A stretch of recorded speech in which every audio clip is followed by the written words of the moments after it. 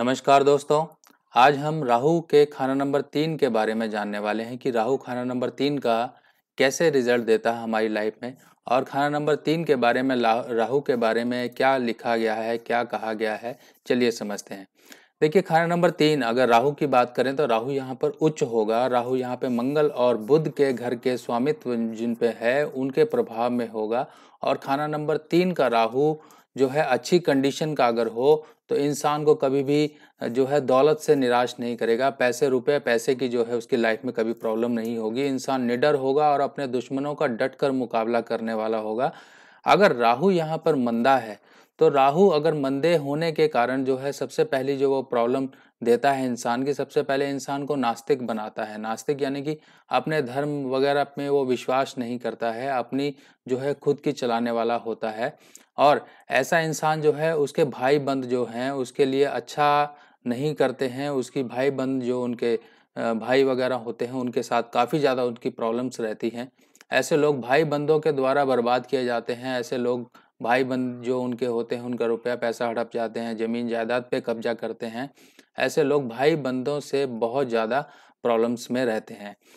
लाल किताब में खाना नंबर 3 के राहु के बारे में ये कहा गया है कि ऐसा इंसान जो है रातों रात जो है कुछ ना कुछ सोच लेता है, ऐसी चीज़ें सोच लेता है जो कि आज नहीं साल बाद चाहे 2 साल बाद वाली हो उनके बारे में भी उसको पहले से ही अंदाज़ा लग जाता है। यानी कि ऐसे इंसान जो है उनके अंदर एक सिक्स्थ सेंस होती है जो कि उनको नींद में या फिर जो है उनको सोते हुए अपने आप ही अचानक उनको मिलती है। कि ऐसे लोग जो होते हैं भविष्य में होने वाली घटनाओं के बारे में बहुत जल्दी पता लगा लेते हैं, चाहे वो दूर की घटनाएं क्यों ना हो, उनको पहले से ही अंदेशा लग जाता है। यानी कि ऐसे लोगों के सपने जो हम कहें तो सपने काफ़ी ज़्यादा सच्चे होते हैं। ऐसे लोगों की जो तरक्की की शर्त तो होगी, ऐसे लोग तरक्की तो करते हैं लाइफ में पर इनकी तब्दीली नहीं होती है। तब्दीली मतलब एक जगह से दूसरी जगह, कई लोगों के स्थानांतरण होते हैं। कई लोग एक जगह रहते हैं तो दूसरी जगह जाके रहते हैं तो वो वहाँ पर जाके उनकी तरक्की होती है। पर ऐसे लोग जो हैं अगर अपनी ज़मीन जायदाद जहाँ पर है वहीं पर रहकर काम धंधा करें तो उनकी जो है काफ़ी ज़्यादा इनकम सोर्स बढ़ती है। और ऐसे इंसान ज़मीन जायदाद का काफ़ी ज़्यादा स्वामी होता है, लंबी आयु इनकी होती है। और सबसे बड़ी निशानी इनकी ये होती है कि अगर राहु यहाँ पर अच्छा है तो लड़का अवश्य ही इनको होता है। यानी कि ऐसे इंसान जो है लावल्द यानी कि बे औलाद नहीं मरते हैं। ऐसे इंसान जो है इतना धन छोड़ के जाते हैं कि अपने औलादों और जो आगे वाली पुश्तों के जीवन को भी अच्छा कर सके। ऐसा इंसान जो होता है अगर इसकी बहन हो, एक इसका दूसरा जो एस्पेक्ट ये होता है, अगर इसकी बहन हो तो उसकी बहन के पति का जो है राज दरबार यानी कि उसके काम धंधे पर काफ़ी ज़्यादा नुकसान ऐसे लोगों के आते हैं। क्योंकि यहाँ पर जो है बहन संबंधित थोड़ी सी चीज़ें खराब हो जाती हैं। बहन के पति के लिए जो है काफ़ी ज़्यादा दिक्कतें आ जाती हैं। ऐसे लोगों का अगर राहु खाना नंबर 3 का मंदा हो तो ऐसे लोगों को जुबान के नुक्स होते हैं। जुबान में या बोलने की कोई प्रॉब्लम्स हो सकती हैं, जुबान उनकी गंदी हो सकती है, मंदी हो सकती है। ऐसे लोग अमूमन जो है गाली गलौच वगैरह काफ़ी ज़्यादा करते हैं बाकी लोगों के कंपैरिजन से। अगर आप इनको थोड़ा सा कंपैरिजन करके देखें तो ऐसे लोग ऐसे होते हैं कि जिनको बुलाने पर ही आप सबसे पहले गाली ही सुनेंगे, उसके बाद ही कोई इनसे बात होती होगी। ऐसे लोग जो होंगे इनकी पहचान क्या होगी? सबसे पहले जो पहचान की बात करें कि खाना नंबर 3 का राहु सबसे बड़ी एक इंडिकेशन ये देता है कि इनकी बाजुओं पर या हाथ पर जो है काले रंग का तिल होगा। ये तिल का निशान या फिर जो है लहसुन का निशान जो है राहु की एक अच्छी पहचान होगी कि इनकी बाजुओं या हाथों पर होगा। देखिए, तिल और लहसुन में ये फ़र्क है जिसे हम जो पदम भी बोलते हैं। पदम यानी कि लहसुन जो काले रंग का होता है, अगर वो अंगूठे से छुप रहा है यानी कि अंगूठे की जो अगर हम थोड़ा बात करें इतना साइज़ का अंगूठा रखने पर वो छुप रहा है तो समझिए वो जो लहसुन या फिर जो पदम है वो काफ़ी ज़्यादा जो है शुभ फल देने वाला है। और ऐसे लहसुन या पदम अगर शरीर के अंदर कहीं छुपे हों हमारे कपड़ों में तो वो बहुत ही ज़्यादा शुभ फल देने वाले होते हैं। खासकर पीठ पर या पेट पर जो है ऐसे पदम का निशान बहुत ही ज़्यादा शुभ यानी कि लकी होता है।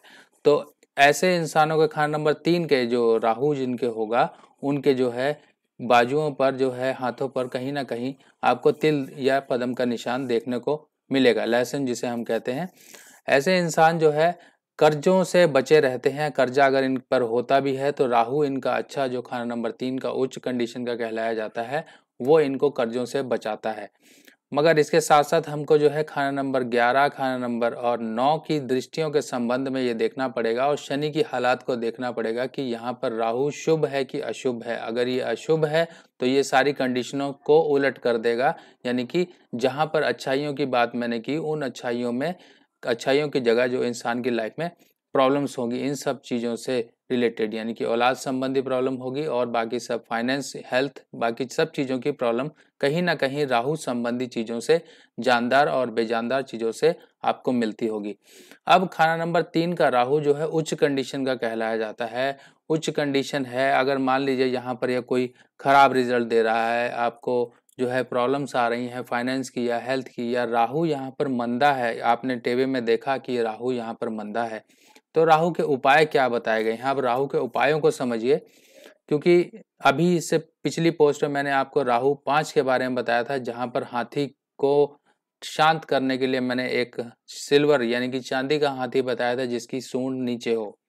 अब यहाँ पर खाना नंबर 3 का राहु जो है उच्च कंडीशन का है, तो आप नहीं चाहेंगे कि आपका उच्च हाथी जो है सोया रहे या वो निर्बल अवस्था में बैठा रहे। तो यहाँ पर उसको जगाने की और उसको जो है एक्टिव रखने की, यानी कि आपकी लाइफ में जो वो चीज़ें देना चाहता है वो दे, उसके लिए आप उसको एक्टिव रखेंगे। एक्टिव रखने के लिए यहाँ पर हाथी रखने की कंडीशन चेंज हो जाती है।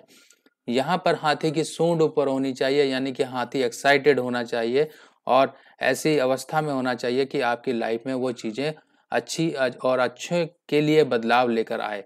तो यहाँ पर हमने हाथी यहाँ पर जो रखना है 60 ग्राम का हाथी रख सकते हैं और जिसकी सूंड ऊपर हो, और चांदी की ठोस गोली छोटी सी हो सकती है 4-5 ग्राम की वो गोली आप अपनी जेब में रखें। ये चांदी का उपाय है। चांदी से राहु जो है शुभ कंडीशन में आता है, क्योंकि चंद्रमा ही राहु को कंट्रोल कर सकते हैं। इसमें हम राहु जिसमें हमने गोली का इसमें शेप लिया, इसमें बुध का जो गोलाई आ जाती है, चांदी जो है चंद्रमा का रूप आ जाती है।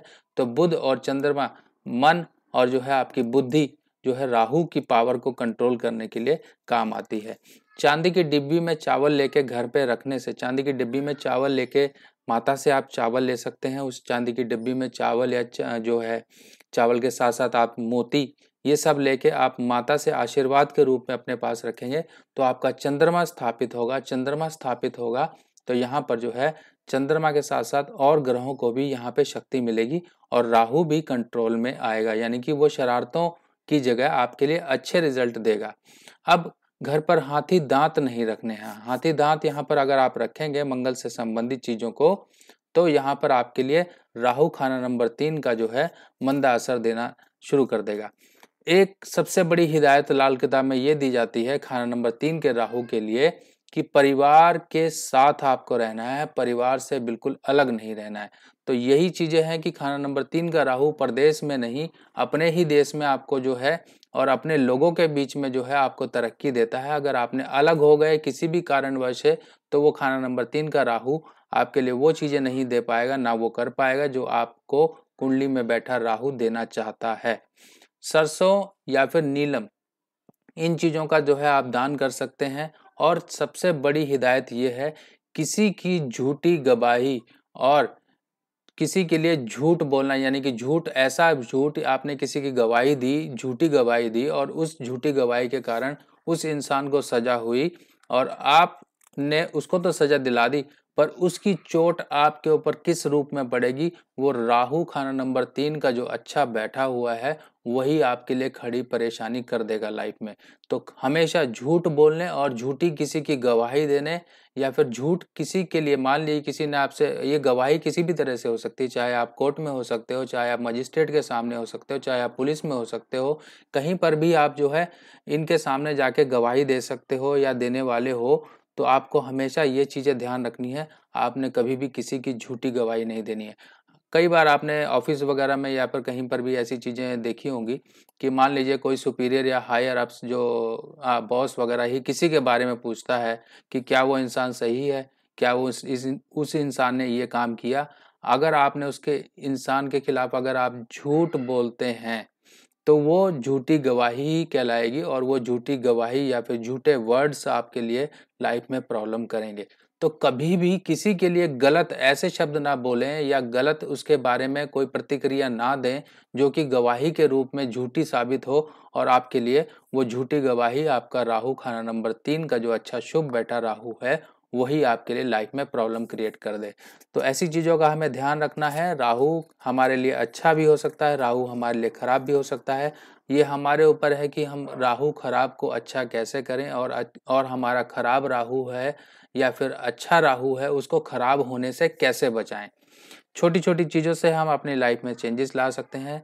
तो बाकी दोस्तों और इन्फॉर्मेशन मैं आपको देना चाहता हूं कि जिन लोगों को किताबें चाहिए वो किताबों के लिए कांटेक्ट कर सकते हैं। 1952 की बेनी माधव जी की किताबें का 2 वॉल्यूम सेट जो है वो आपके एड्रेस पे पहुंचाया जाएगा, क्योंकि कई लोगों की शिकायतें आ रही हैं कि ऑनलाइन से किताबें जो है उनके पास गलत आ रही हैं। मंगाते हैं बेनी माधव जी की, कोई और किताबें आ जाती हैं। तो आप लोगों के लिए मैंने जो है स्पेशल डिस्काउंट में जो है कुछ डिस्काउंट में किताबों के लिए अरेंजमेंट किया हुआ है। आप लोगों को जिनको किताबें चाहिए वो कांटेक्ट कर सकते हैं ताकि आप लोगों तक एक्चुअल जानकारी पहुंच सके और किताबें आप तक पहुंचे तो आप उनको पढ़ना शुरू करिए, ताकि जो है स्टार्टिंग से पढ़ना शुरू करिए ताकि आपकी जो है लाल किताब की नॉलेज बढ़े और लाल किताब के जो अच्छे पॉइंट्स हैं, अच्छी चीज़ें हैं, उनको आप अपनी लाइफस्टाइल में लेकर आइए ताकि आपके लाइफ में चेंजेस आएँ और आप परेशानियों से बाहर निकल सकें। तो दोस्तों नेक्स्ट वीडियो में फिर मिलेंगे, तब तक के लिए आज्ञा दीजिए। नमस्कार।